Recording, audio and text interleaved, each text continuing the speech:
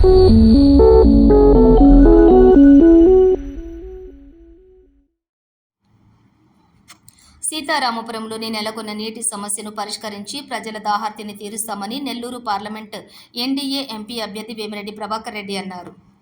సీతారామపురంలో Udayagiri MLA అభ్యర్థి కాకర్ల సురేష్ ఆధ్వర్యంలో నిర్వహించిన ఎన్నికల ప్రచారంలో ఆయన పాల్గొన్నారు. ఈ సందర్భంగా వేమిరెడ్డికి నాయకులు, కార్యకర్తలు ఘన స్వాగతం పలికారు.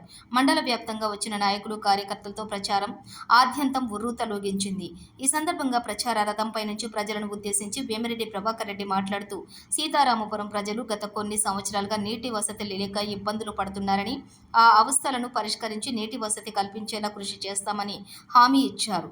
ఇక్కడి ప్రజల ఆదరణ చూస్తూ ఉంటే తప్పకుండా వచ్చేది మన ప్రభుత్వమేనని స్పష్టమైందన్నారు. చంద్రబాబు సీఎం అయితే తప్పకుండా యువతకు ఉద్యోగాలు వచ్చి జీవితాలు బాగుపడతాయని అన్నారు. ఈ ప్రాంత ప్రజల ప్రయోజనాలు కాపాడేలా పనిచేస్తామని స్పష్టం చేశారు.